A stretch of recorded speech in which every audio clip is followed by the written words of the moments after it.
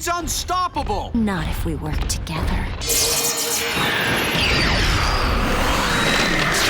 With Charmcaster as the ruler of Ledger Domain and Darkstar's near infinite ability to drain energy, these two together are nothing short of a powerhouse. Gwen and Kevin have the potential to overshadow them, but they both have limitations that DarkCaster, because everyone needs a ship name, doesn't seem to have. When it comes to powerful couples, I don't think anything tops these two, even though they barely lasted one episode. Michael steals Gwen's spellbook to open a door to Ledger Domain, seeking more power. Charmcaster becomes infatuated with him, and the two begin a relationship, causing double trouble for the trio. You know them?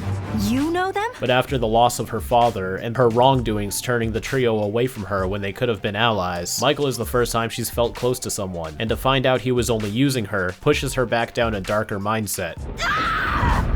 Perhaps she goes crazy in Omniverse because she doesn't allow herself to feel anything anymore after getting hurt so many times. I'm surprised they got away with implying that DarkCaster slept together though, but I noticed that Hope was still able to use the Staff of Ages even though Hex had it last. Perhaps it can teleport to whoever needs it. And speaking of teleporting, Gwen teleporting them out of Ledger Domain without the door breaks most of the points of this episode. And while it happens so quickly, it's still a gigantic flaw as so much focus is put on how impossible that should be. It's notable that this episode is written by the writer who seems to care the most about Charmcaster, aka Hope, and it certainly shows. This is the most rounded she's ever felt. Now that we know her backstory, we can believably see more sides of her than before, and what she's like outside of being the trio's antagonist. She's curious, fun-loving, and while a bit barbarous, no more than Argent or Sir George or anyone else they've questionably teamed up with before. I didn't mean to!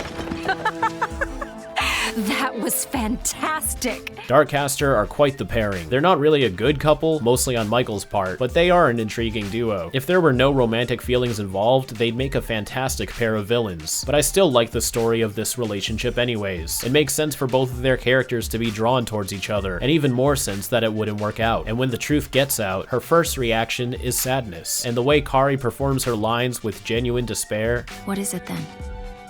What's my name, Michael? is perfect. She puts her anguish above her rage, making the scene all the more heartbreaking. And likewise, how she drops off Michael without a word, to me, implied she was moving past her quarrels with the trio, at least to let them go this one time, so she can sort out her emotions. I don't really buy the discourse between Gwevin. They've been such a solid couple, so perhaps they felt the need to shake up their dynamic, but their banter is childish at best. But there's no way he... No way he'll find my magic book? No way he'll get away? Their relationship has evolved too much for this to be a believable divide between them. It was a simple mistake, nothing more than Ben or even herself might have made, but I do like that she's the one who makes Hope realize how corrupt Michael is, pulling from her terrible experience with him prior. I wish he wasn't such a jerk, but he really, really is. And I think deep down, you know it. That, and he idiotically exposes himself when he's high on mana. I'll take lovely Gwen as a trophy. He's always so calm, calculated, and suave, until he lets his ego get the best of him. Michael's biggest weakness is himself. Ben's photographic memory makes another return. This was on Darkstar's palm when the door opened. I forgot that it appears in more than one episode, but like I said before, thanks to Ignatius, it makes these scenes extra brutal. We're again greeted with minimal quality for animation, but on the bright side, based on these patterns, that probably means we're gearing up for a stunning visual episode next time. At least I hope so, because this is downright deplorable. Gwen did finally learn to use a shield when slamming against a wall though, and it's intriguing to see Michael fly, and use his golden energy more often. His Ledger Domain outfit is pretty cool. It's simple, but it fits the realm. But a raw steak and 3 eggs? What are they eating out in Magic Kingdom? And just a personal idea, it would have been cool for this scene to have Michael grow energy wings rather than just a random blob behind him, to make the Morningstar name come full circle. But I do love the shot of him fluctuating between forms. I wish this episode was more important, but knowing that everything built here will lead to nothing, it's hard to give it points. It does answer how she knows about Michael and his role in the future Omniverse arc, but you can also do without this and follow along pretty easily. The story is the making of a pretty below average episode. For as much as DarkCaster's story could have been great, the Gwevin trouble bogs it down pretty hard, and the action pushes uninspiring. As one of the final 5 episodes of UA, it's nice to see the supporting characters continue their adventures, but it still leaves Hope and Michael off with ambiguous destinations, so it's not as fulfilling as you may have desired.